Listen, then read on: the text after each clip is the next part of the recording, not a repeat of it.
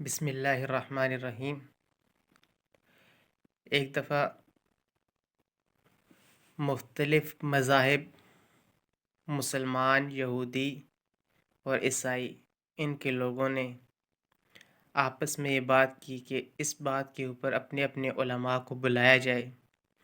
کہ وہ دلائل دیں کہ جنت میں کون سا فریق جانے والا ہے، کون سا گروہ جنتی ہے اور کون سا جنت میں نہیں جائے گا۔ تو مسلمانوں کی طرف سے امام محمد عبدہ رحمۃ اللہ علیہ گئے، تو انہوں نے جا کے سب سے پہلے ایسی تقریر کی اور ایسے اچھے اور اخلاق والے دلائل دیے کہ جس کی وجہ سے نہ یہودی عالم بول سکا، نہ عیسائی راہب بول سکا۔ وہ خاموشی سے اس مجلس سے اٹھ کے چلے گئے اور انہوں نے اپنی کوئی بھی دلیل نہ دی۔ چنانچہ جب امام صاحب کھڑے ہوئے تو انہوں نے کہا کہ ہمارا مذہب ہمیں اس بات کی تعلیم دیتا ہے کہ قولوا آمنا باللہ، کہ کہو ہم ایمان لائے اللہ کے اوپر، وما انزل الینا، اور جو ہماری طرف نازل کیا گیا، اسی طرح وما انزل الی ابراہیم و اسماعیل و اسحاق و یعقوب والاسباط۔ پھر آگے انہوں نے ذکر کیا وما اوتی موسیٰ و عیسیٰ، یعنی ہم اس کے اوپر بھی ایمان لاتے ہیں جو موسیٰ علیہ السلام کو عطا ہوا اور جو عیسیٰ علیہ السلام کو عطا ہوا۔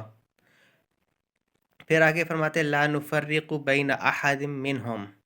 ہم نبیوں میں کسی کے درمیان بھی تفریق نہیں کرتے۔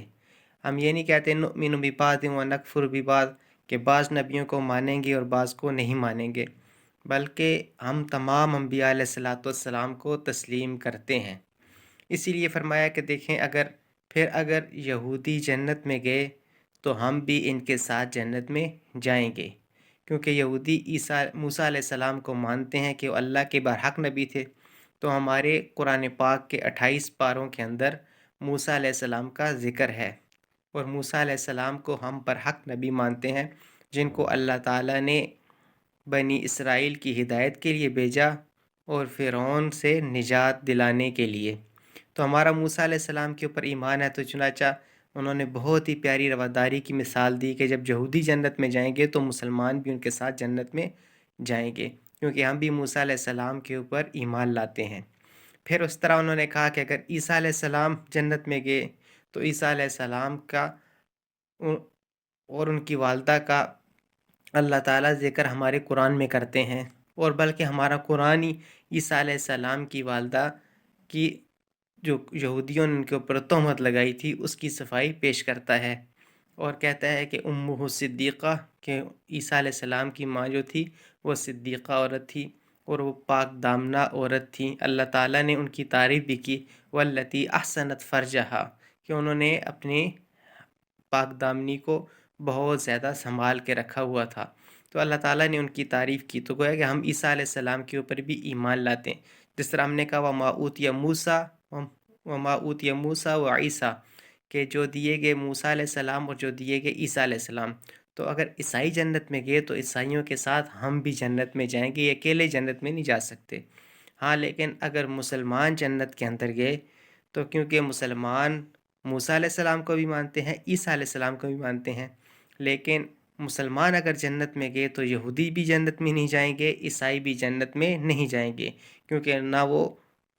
یہودی جو ہیں حضرت محمد صلی اللہ علیہ وآلہ وسلم کے اوپر ایمان رکھتے ہیں، اور نہ عیسائی جو ہیں وہ